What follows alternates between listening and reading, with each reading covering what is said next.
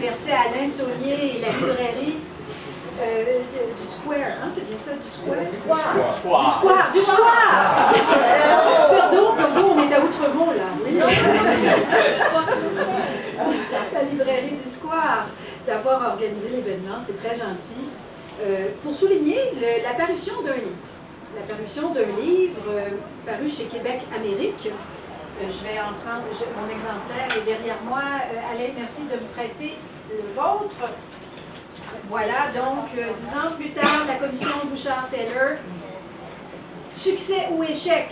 Alors, je vais vous dire la petite histoire de ce livre. C'est que, d'abord, il y a 29 auteurs qui ont contribué à ce livre et pour 23 textes. Madame Aymon, qui est parmi nous, me disait comment elle était heureuse d'avoir lu ce livre parce qu'elle trouvait les textes clairs et elle trouvait que les textes disaient vraiment ce que pensaient les auteurs. Vous allez me dire, mais ça va de soi? Non, ça va pas de soi.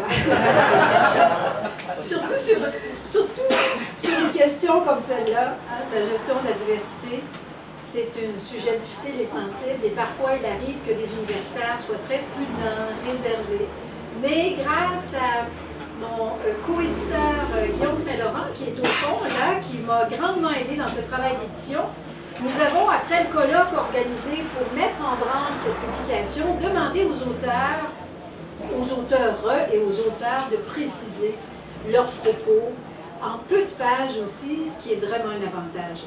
Alors, il y a aussi des contributions internationales d'Australie, de Norvège, d'Angleterre, de France, etc., qui vous donnent un aperçu aussi bref et clair de ce qui se passe dans d'autres pays.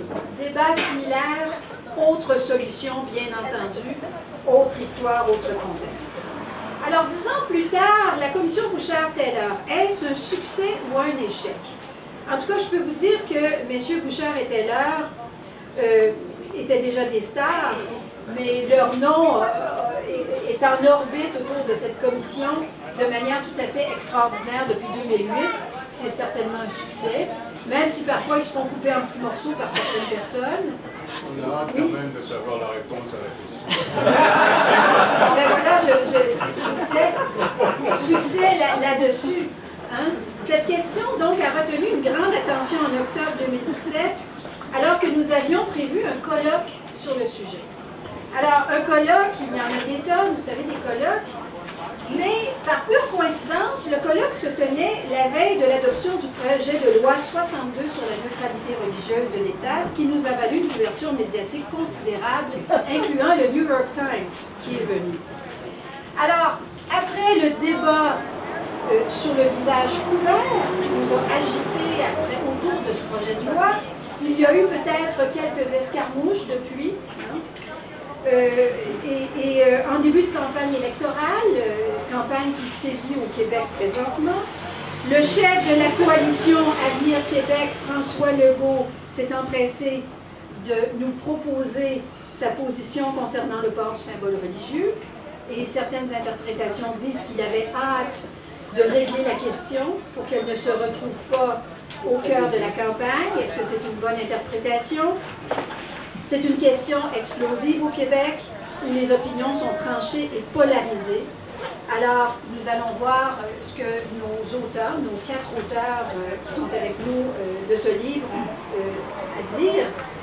Certains disent que la commission Bouchard-Taylor n'a pas réglé la question des symboles religieux. Est-ce vrai? Et pouvait-elle régler cette question? Jusqu'à quel point le pouvait-elle? Est-ce un échec? Est-ce un succès? Alors, il y avait d'autres propositions aussi dans ce rapport. Je peux vous dire que durant le colloque, on a débattu à peu près de toutes les recommandations en se disant est-ce que ça a été appliqué ou non. Mais certains étaient en désaccord aussi avec la commission Bouchard-Taylor et certaines de ses recommandations. Alors pour les uns, c'est un échec sur certains aspects.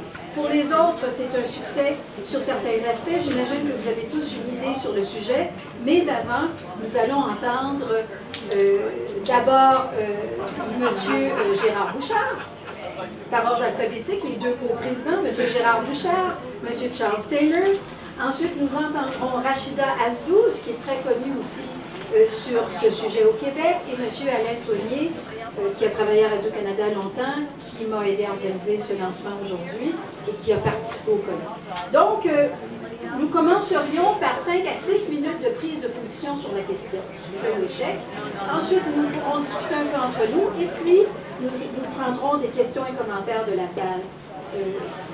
Alors, je vous invite, M. Bouchard, à commencer et c'est moi qui tiendrai le temps. Alors, répondez maintenant, c'est votre tour.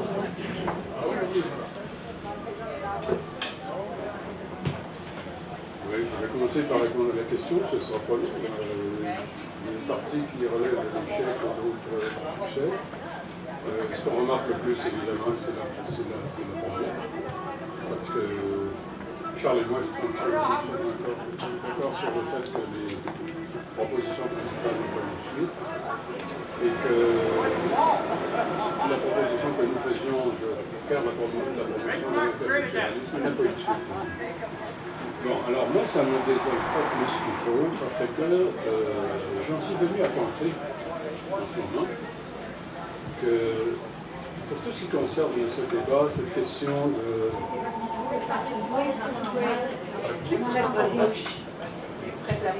Comme ça va mieux? Bon, vous n'avez pas compris la réponse à ma question ou ça n'a pas ça? Moi, je pense que pour ce qui est de l'aménagement de la diversité présentement au Québec, je pense qu'on est entré dans une nouvelle conjoncture. Et c'est pour ça que je vais parler moins de notre rapport que de ce que là où nous en sommes présentement. Quand je dis une nouvelle conjoncture, je veux dire qu'il y a plusieurs paramètres très importants qui n'existaient pas au moment de la Commission et qui maintenant sont devenus prioritaires. La question des réfugiés, qui n'est pas une question éphémère, on va vivre longtemps avec ça. Un retournement extraordinaire sur le thème de l'immigration. Maintenant, tout le monde demande des immigrants. C'est quand même étonnant d'entendre le maire Labaume qui réclame, il n'a pas dit son quota d'immigrants, mais presque. On n'aurait pas entendu ça il y a 10 ans.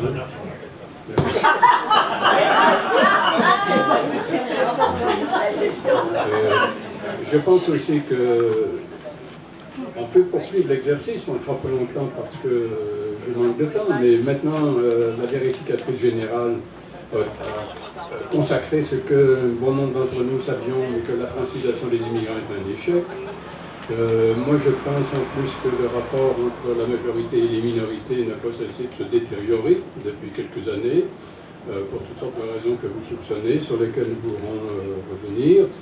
La mondialisation culturelle dont un certain nombre d'experts nous disaient que ça ralentirait, peut-être même que ça s'arrêterait, est-ce que je crois que c'est au contraire accéléré, et qu'il y a de plus en plus de Québécois, et non seulement les jeunes, comme on dit depuis 20 ans, parce que ces jeunes-là ont quand même vieilli aussi, mais il y a de plus en plus de Québécois qui développent une vision mondialisée des problèmes du Québec. Et ça, c'est une donnée qui ne s'éteindra pas non plus, et qui est extrêmement importante.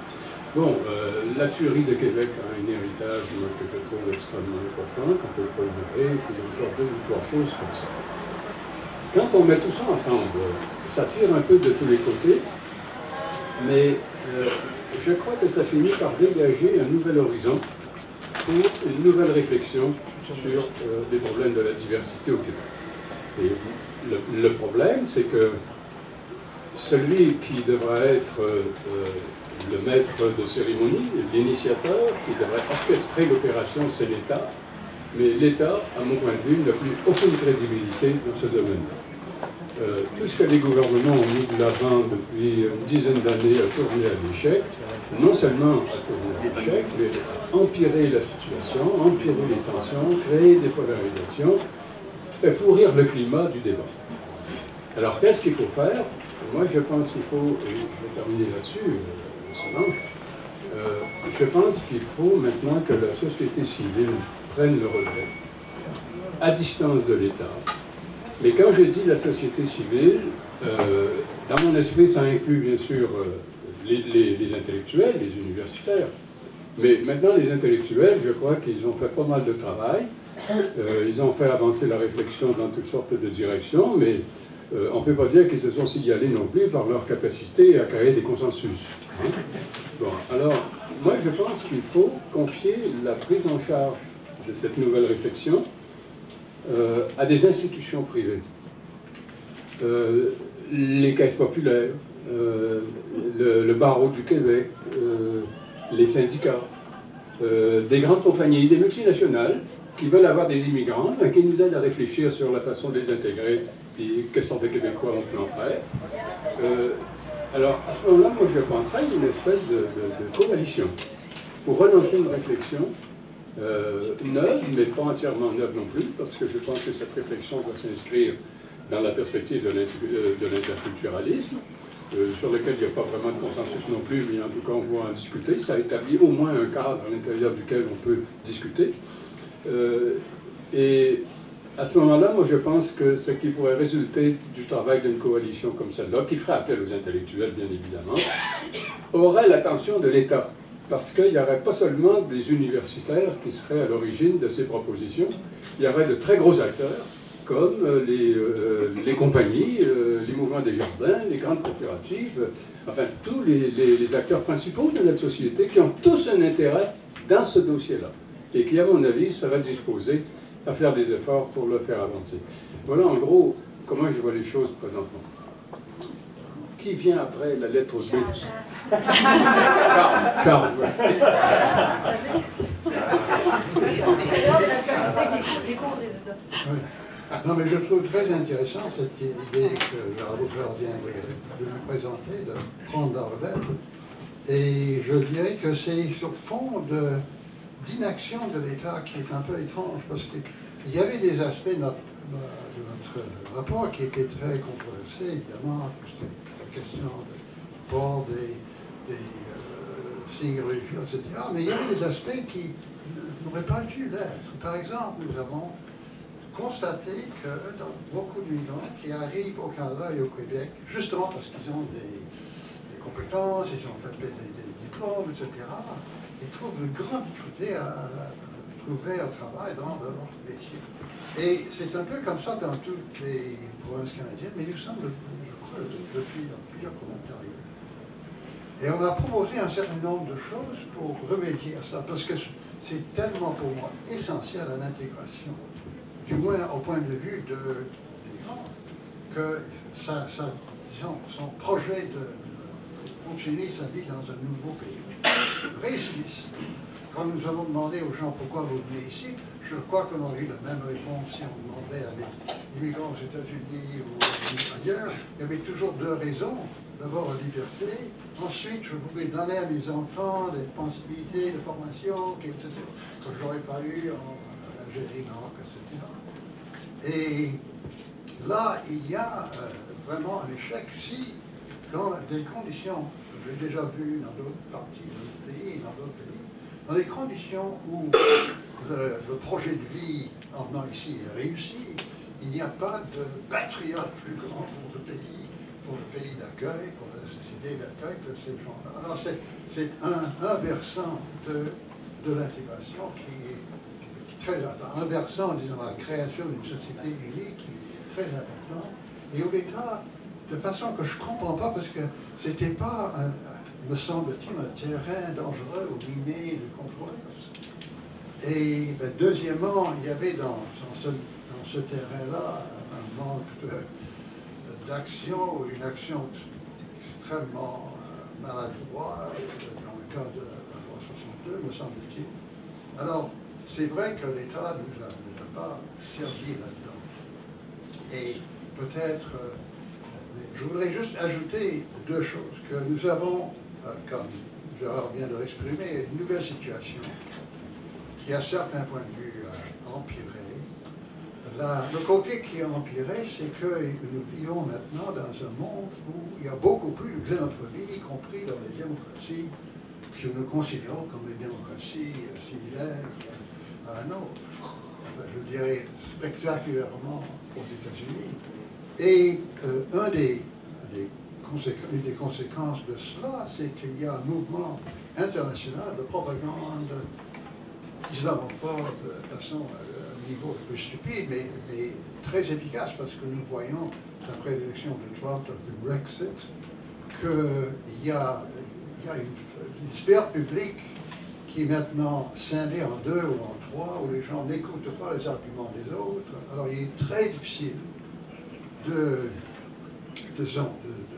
trouver une façon de contrecarrer franchement des mensonges qui sont répandus par différents sites web, etc. Alors il y a un climat négatif très très fort.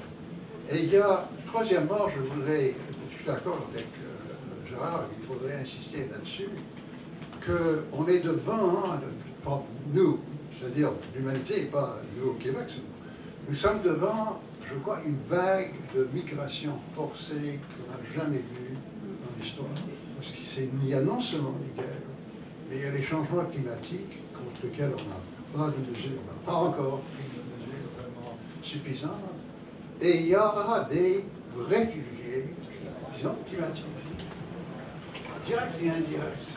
Direct dans le cas de certains gens dont le pays sera inondé ou dont le pays autrefois sera désertifié, etc. Indirect parce que cette désertification, par exemple dans le Sahel, produit déjà des conflits. Alors il y a les conséquences indirectes du changement climatique, ce sont des réfugiés de guerre, des réfugiés du sud du Soudan, de Darfour, etc. Alors, nous allons, c'est pas seulement notre problème, c'est le problème de tous les pays riches et cossus de la planète, mais on est vraiment devant ce qui va être une crise énorme, mondialement, qui va nous toucher. Alors tout ça, pour régler notre petit problème ici, avant d'affronter ça, j'espère qu'on va se voir après. Merci, M. Taylor. Rachida Aldous, c'est votre tour. Bien, bonsoir tout le monde. D'abord, merci d'être ici pour nous écouter. Je pensais que les gens en avaient assez, mais je pense que vous êtes la preuve vivante que vous avez encore envie, sinon d'en parler, à tout le moins d'entendre des gens en parler. Moi non plus, selon je ne répondrai pas à la question succès ou échec, d'une part parce que je pense que nos éléments de réponse sont dans le livre, dans le collectif, et ce n'est pas là une façon de vous obliger à l'acheter, mais aussi parce qu'effectivement, le contexte a changé, a évolué. Non seulement depuis 2007, mais je dirais même depuis le colloque. Alors, ça a évolué parce que, d'une part, toute cette question du vivre ensemble et tout le débat identitaire a été le marqueur identitaire principal s'est beaucoup déplacé au Québec depuis une quarantaine d'années. Dans les années 70 et 80, le marqueur était essentiellement linguistique. Il fallait franciser nos immigrants pour assurer la survie du fait français et de la langue française. Donc le marqueur était linguistique. Dans les années 90, à partir de la première controverse autour du hijab à l'école et des autres signes religieux, le marqueur s'est déplacé sur la religion. Donc, comment laïciser nos immigrants et quel modèle de laïcité? Nos immigrants et nos propres troupes, parce que faut-il rappeler qu'au moment de la commission Taylor-Bouchard, la question de la laïcité n'était pas réglée pour tout le monde et que les immigrants étaient quand même un peu les boucs émissaires faciles de ce débat qui les prenait un peu en otage. Donc le marqueur s'est déplacé de la langue vers la religion. Et depuis quelque temps, il s'est fixé sur la race. On a de nouvelles grilles d'analyse antiracistes et anticoloniales qui se sont imposées dans le débat, un nouveau vocabulaire, le vocabulaire dominant, dominé, oppresseur, opprimé, racisme systémique. Donc, et tout ça est très concret. Ça a commencé avec la coalition qui a demandé une commission sur le racisme et la discrimination systémique, et ça a culminé cet été avec la polémique sur Slav et Kanata. Donc on est vraiment dans un autre paradigme, même je dirais, avec une nouvelle grille et un nouveau vocabulaire qui s'est imposé depuis. Donc les choses ont beaucoup modifié, disons, le portrait. Et j'ajouterais que je suis d'accord avec Gérard pour dire que la société civile doit le faire, mais la société civile s'est déjà emparée du débat. Donc il y a déjà des groupes, pas nécessairement les groupes les plus conventionnels, des groupes peut-être un peu plus radicaux, un peu plus alternatifs, qui ont déjà saisi ce dossier-là et s'en occupent justement à cause de la défaillance de l'État et l'incapacité des gouvernements successifs, tous partis politiques confondus, à proposer quelque chose de convaincant, autant en termes de laïcité qu'en termes de modèle de vivre ensemble. Ce changement de paradigme, cette nouvelle grille et ce nouveau vocabulaire, c'est pas anodin. Pourquoi c'est pas anodin? Parce que ça crée une distance entre l'interculturalisme et l'antiracisme, et même le multiculturalisme. Pourquoi? L'antiracisme, c'est de reconnaître qu'avant de parler de vivre ensemble, il faut reconnaître et lever les obstacles à la pleine participation. Les obstacles physiques, linguistiques, mais aussi les obstacles systémiques. L'interculturalisme, comme le multiculturalisme, reconnaissent ça dans leur posture. Le multiculturalisme mise beaucoup sur l'éloge de la différence et de la diversité, mais reconnaît quand même, avec tout un arsenal juridique, qu'il y a des discriminations et qu'il faut les lever. L'interculturalisme reconnaît la même chose, même si l'interculturalisme met davantage l'accent sur l'éloge du dialogue, de la délibération citoyenne et de la construction du projet. L'interculturalisme reconnaît quand même, on le voit d'ailleurs avec toutes les politiques, la dernière 2015, mais l'avant-dernière de 90, c'est qu'on reconnaît qu'avant d'inviter... Est-ce que je parle trop vite? Avant d'inviter les citoyens et les citoyennes de toutes origines à la délibération citoyenne et au dialogue interculturel, il faut donner les outils à ceux qui n'en ont pas pour participer de manière éclairée à ce dialogue et à ce débat. Et c'est vrai pour l'interculturalisme et le multiculturalisme.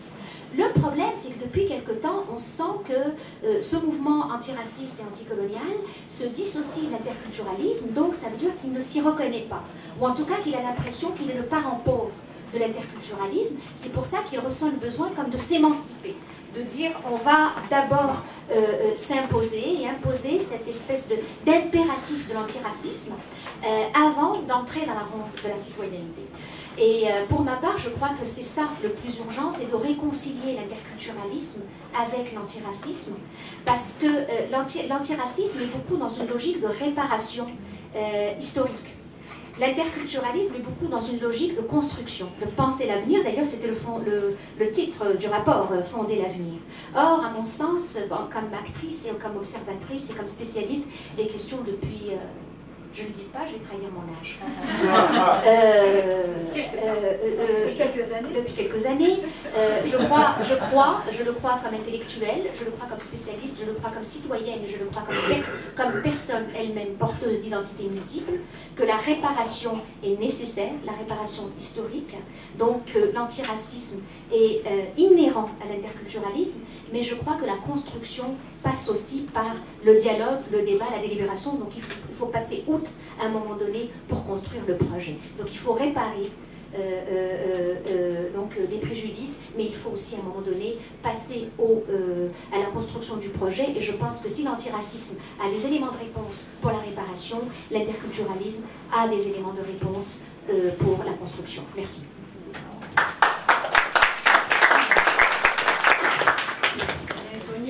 C'est vrai que tu parles vite, C'est la première fois qu'elle a commencé. Mais, alors, écoutez, moi, dans la contribution que j'avais à apporter à l'occasion du colloque, c'était un peu de répondre à la question, est-ce que les médias ont bien géré la crise des accommodements raisonnables? Si vous vous rappelez, c'était l'ouverture d'ailleurs de ce fameux colloque. Et j'avais répondu à cette question-là de la manière suivante. J'avais dit non, ils n'étaient pas préparés. Et j'avais ajouté, ils ne le sont sans doute pas encore. Et j'ajouterais encore aujourd'hui que c'est toujours de la même manière que je répondrai à cette question-là. Je pense que les journalistes n'ont pas suffisamment saisi les changements que vous évoquez tous les deux, tous les trois, et je vous en remercie. On l'a constaté encore il y a quelques mois avec cette fausse histoire d'accommodement diffusée sur TVA, sur la mosquée de Côte-des-Neiges et puis les entrepreneurs autour de cet espace-là. J'avais dit, puis je le redis encore aujourd'hui, que le journalisme est généralement plus en mode réaction qu'en mode réflexion. Et à cet égard-là, la contribution qu'il pourrait apporter à cette discussion publique, elle est limitée au fait même qu'il se cantonne dans un rôle de réagir ou de faire réagir, en allant voir que pense un tel, que pense une telle de tout ça. On fait trop de journalisme, à mon point de vue, de surface sur les questions d'interculturalité, d'identité. Comme sur bien d'autres sujets d'ailleurs, puis j'ai la liberté maintenant d'en parler davantage avec plus de recul, vu que j'ai quitté la profession en exerçant les choses de façon très pratique. Donc je peux critiquer mes collègues, même si je les aime beaucoup. J'ai un exemple récent, j'en parlais tout à l'heure avec Solange, le 19 juin dernier, en plein été, en pleine canicule, ça a duré longtemps, le CIRANO, ça c'est le Centre interuniversitaire de recherche en analyse des organisations, a publié un sondage qui indiquait que les gens étaient plus inquiets de l'immigration que de la pollution de l'air et de l'eau. Et je veux citer quand même des choses, là. Précisément, 48% des 1000 personnes sondées associent à un grand ou un très grand risque l'arrivée de dizaines de milliers d'immigrants par année au Québec. À ça, il faut ajouter 28% à un moyen danger, et un moyen risque plutôt, et 22% à un risque faible ou négligeable. Moi, ça m'a jeté à terre, ce sondage-là. Pour plusieurs raisons, puis je veux soulever deux choses là-dessus. Qu'est-ce que ça nous dit, ces résultats-là? Ça nous dit que les journalistes devraient chercher à savoir qu'est-ce qui se cache derrière ces résultats, qu'est-ce qui se cache derrière cette inquiétude des Québécois, des Québécoises qui ont répondu à ce sondage. Est-ce qu'on peut documenter aussi davantage les chiffres en matière d'immigration? Ça dit aussi que comment faire en sorte qu'on puisse chercher les faits dans ce dossier, toujours très controversé, toujours très difficile aussi pour les gens de l'aborder, au lieu d'y aller en mode réaction. Comme on le fait trop souvent dès qu'un événement lié à l'immigration survient, ou lorsqu'une demande d'accommodement raisonnable relance le débat. Quelle est la situation actuelle de l'immigration au Québec? Les chiffres documentés, leur évolution au fil des années. Cherchons à comprendre aussi pourquoi cette crainte existe et élargir aussi notre vision des choses. Puis je reviendrai à une des choses que j'avais évoquées tantôt sur les changements climatiques. Parce que, donc la première chose, c'est est-ce que les journalistes font bien le travail aussi pour couvrir cette question? Les résultats du sondage de CIRANO aussi, ce qu'ils nous disent, c'est que, comme on dit dans le milieu universitaire, ça nous interpelle. Autrement, parce qu'on devrait se demander pourquoi les gens négligent des préoccupations un peu plus inquiétantes. Par exemple, les dangers liés au changement climatique. La calotte glaciaire de l'Arctique fond à une telle vitesse que tous les savants, tous les scientifiques du monde sont en train de dire « ça n'a pas d'allure, la planète est en danger ». Il y a encore 2 jours, le ministre français, on appelait ça de la transition écologique, Nicolas Hulot, a démissionné en lançant lui aussi un grand cri du cœur. La planète est en danger, lui aussi, il le dit. Alors, je veux bien banaliser, mais si au Québec, on a peur de l'immigration, j'ai des nouvelles pour tout le monde là-dedans, c'est qu'on est peut-être en train de passer à côté de quelque chose. Et peut-être aussi qu'on pourrait élargir le débat, se poser la question, qu'est-ce que les changements climatiques vont avoir aussi comme effet sur les migrations de population dans le monde? Alors, on n'a pas fini là, de traiter non plus cette question-là. Ça veut donc dire que les journalistes doivent réfléchir plus que réagir d'une certaine manière. Excusez, j'avais quelques notes, j'ai pas la facilité. On voit que vous avez vraiment quitté le métier. C'est un peu vache, ça. C'est que, justement, les changements climatiques et l'environnement, on l'a vu encore récemment, c'est la préoccupation numéro 1 des 18 à 34 ans. Et là, on se demande pourquoi ils ne vont pas voter. C'est qu'on n'en parle pas dans la campagne électorale. Bon, je mentionne quand même un bel effort au téléjournal de Patrice Roy cette semaine. Il y a eu un premier débat sur l'enjeu de l'environnement, j'ai vu il y a 2 jours. Mais toujours est-il donc ce lien entre les changements climatiques, l'immigration, il faut plonger là-dedans aussi quand on est journaliste. Il faut essayer d'élargir la discussion, élargir la réflexion, élargir le débat. Alors, puisqu'on est en campagne électorale, j'ai toujours aussi des questions que j'aurais aimé poser si j'avais été là, mais je vais quand même les poser. On pourrait aborder avec les partis politiques quelles contributions concrètes vont-ils faire pour améliorer la lutte au changement climatique lorsque la planète est en danger. Or, on peut faire quand même un certain nombre de choses, on peut prendre des décisions, et l'État a un rôle à jouer aussi là-dedans, et pas seulement les citoyens. J'ai une autre question aussi. Cet été, on a entendu une nouvelle qui n'a pas été reprise. Là. Il y avait 9 entreprises, dont la compagnie qui fabrique l'eau en bouteillée SK. Ils ont puisé 2,84 284 500 litres d'eau potable au Québec en 2017. Et pour ces 2,84 milliards et des poussières, comme dirait l'autre, ils n'ont versé des redevances que de 145 899,92 sous. J'ai envie de dire, trouvez l'erreur. Il y a comme quelqu'un, quelque part, qui ne sait pas compter. Et j'ouvre une parenthèse sur une anecdote. J'étais en Chine au printemps dernier, et à un moment donné, notre interprète, guide, nous dit, vous savez, nous ici, des fois en Chine, on dit que la Troisième Guerre mondiale aura lieu autour de la question de l'eau. Et là, nous qui étions des Québécois et des Québécoises, on a entendu ça, on a eu comme un genre de petit malaise. Un beau malaise, là, on a eu, ouf. Bref, fin de la parenthèse, on peut en discuter si vous voulez. Posons aussi la question sur, justement, l'eau. C'est un bien collectif. Je dirais qu'il faudra peut-être s'en préoccuper davantage. Et j'ai une autre question aussi, qui, à mon point de vue, devrait poser davantage. On a longuement parlé d'évasion fiscale et de paradis fiscaux au cours des dernières années. On a même fait des films là-dessus. Les Panama Papers et autres révélations. Donc, question au chef de parti, pouvez-vous nous dire si vous, ou des membres de vos équipes, pratiquent encore ou ont largement eu recours à l'évasion fiscale dans le passé? Y en a-t-il qui ont placé une partie de leurs avoirs dans des paradis fiscaux? Alors, pouvez-vous le confirmer, le vérifier pour nous? Ça, c'est une bonne question à poser en campagne électorale. Et pour terminer, lorsqu'un parti politique va lancer un autre pavé dans la mare de l'immigration, du dossier de l'immigration plutôt, que feront les journalistes? De relayer l'information, puis de demander, puis comment réagissez-vous? Bon, c'est pas comme ça qu'il faut faire notre travail sur ce dossier-là.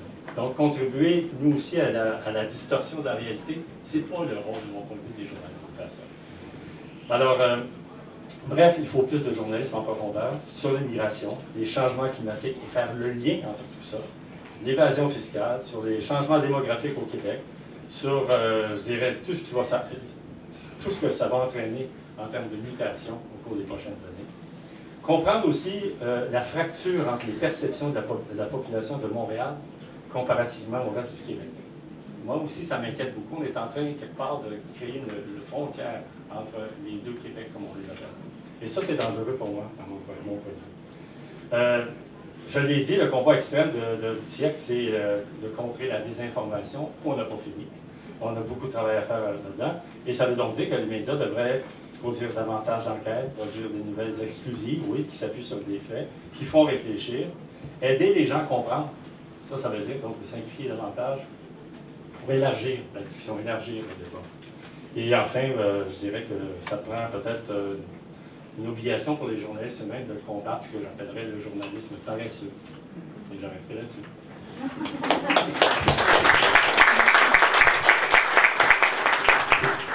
Très vaste programme. Écoutez, je vais peut-être commenter brièvement, reprendre certaines lignes. Je ne veux pas trop tarder aussi avant d'aller à la salle, étant donné qu'il y a beaucoup de gens debout, là. Je crains que vous vous fatiguiez. Mais on va réagir un peu tous pour terminer, puis ensuite on ira prendre vos questions et commentaires. L'idée de M. Bouchard de créer une coalition me rappelle qu'au moment de la commission, le micro est un peu en écho, hein? Ça va, non? Juste le baisser un petit peu. Au moment de la commission, je vais peut-être le mettre plus loin. Au moment de la commission, on avait demandé autant le secteur privé que tous les citoyens et le secteur public de se prononcer. Or, le secteur privé s'est peu prononcé dans les faits, parce qu'à l'époque, c'était trop sensible. Évidemment, le privé a une clientèle, puis il ne veut pas déplaire. Mais depuis, ils ont pris davantage la parole, et notamment, le livre est préfacé par un des assistants du président de la Banque de Montréal du Québec, qui a fait un plaidoyer très vif en faveur de la diversité, notamment parce que eux ont des employés dans plusieurs pays, et notamment aux États-Unis, tous les problèmes de frontières qui se sont créés depuis l'élection de Donald Trump nuisent aux communications dans les affaires. Eux-mêmes sont très en faveur de l'équité homme-femme et de l'intégration d'immigrés en affaires. Donc, je pense que vous avez raison. Et d'ailleurs, le barreau du Québec avait fait un mémoire brillant lors de la commission où il disait que nous avions beaucoup à apprendre des milieux du travail qui déjà géraient la diversité très bien au jour le jour. Ce qui m'amène à une deuxième remarque. Je comprends votre pessimisme, mais je crois qu'il faut quand même regarder ce qui se tisse au quotidien dans la société. Oui, il y a des tensions, il y a des problèmes, mais notamment le texte de Laurie Beeman et quelques collègues que je connais qui travaillent sur le religieux et la diversité au plan international, on trouve que souvent, actuellement, la diversité religieuse et culturelle est abordée comme un problème. C'est toujours un problème. Dans les médias, c'est un problème. Évidemment, quand ça se pose comme question, c'est parce que c'est un problème. Et ça occulte le fait que dans l'informel, il y a plein d'arrangements qui fonctionnent très bien. Je vis dans un quartier multiculturel, c'est formidable. On n'en est plus à la protection du français. On en est à parler 3 ou 4 langues. Hein? Des jeunes enfants qui passent de l'anglais au français, au chinois, à l'arabe, avec une telle facilité qu'on se dit qu'il y a beaucoup d'espoir. Mais ça, c'est peut-être pas suffisamment rapporté. Mais en tout cas, Laurie Beeman le défend dans le livre, je le défends moi aussi. Je crois qu'il y a des réussites qui passent trop inaperçues, notamment l'absorption des réfugiés haïtiens, par exemple, par des églises catholiques et protestantes haïtiennes de Montréal a été remarquable. Et en passant, parce que j'ai des parents impliqués dans les résidences pour personnes âgées, il y a beaucoup d'employés d'origine haïtienne tout à fait extraordinaires. Si on ne les avait pas, je ne sais pas ce qu'on ferait. Mais cela dit, il est vrai qu'il y a des grands défis dus à l'immigration. Par rapport aux médias, M. Taylor, vous avez raison aussi. Le gouvernement du Québec, par exemple, a initié un projet où je travaille avec Alain sur médias et radicalisation. On ne peut pas nier la montée de l'extrême droite, hein, depuis l'élection de Donald Trump, depuis la vague de réfugiés. C'est inquiétant, mais il y a un gros travail d'analyse à faire sur les médias. Mais moi, je serais portée à dire que c'est devenu un monstre, hein, parce que il y a les médias principaux, il y a les médias sociaux, mais il faut regarder tout ça avec beaucoup d'attention parce que c'est très compliqué. Alors, d'ailleurs, on avait posé la question au colloque et il y a des textes très riches là-dessus. Est-ce que c'est la faute aux médias, hein, la crise des accommodements raisonnables? C'est pas si simple. Hein, la réponse n'est pas si simple. Et j'endosse ce que tu dis, Rachida. C'est vrai que la diversité de construction est importante plutôt que de toujours s'appuyer sur une certaine théorie de la victimisation, hein, des victimes de l'histoire, mais qui est aussi nécessaire pour guérir les plaies et la mémoire. Mais alors, ce seraient mes réactions à moi, mais donc la coalition, M. Bouchard, je pense qu'il faudrait peut-être en parler à Jacques Ménard. Justement, je vais participer à un petit déjeuner de BMO bientôt, je vais lui glisser l'idée et aller chercher des leaders des affaires parce que ça marche déjà très bien dans plusieurs milieux d'affaires qui voudraient bien que ça avance dans plusieurs régions du Québec pour que la diversité des employés puisse s'étendre ailleurs parce que c'est pas toujours possible. Alors, allez-y librement, tous les 4, pour réagir aux uns et aux autres, puis ensuite, on entendra vos questions et commentaires. Très brève remarque au sujet de ce que vous devez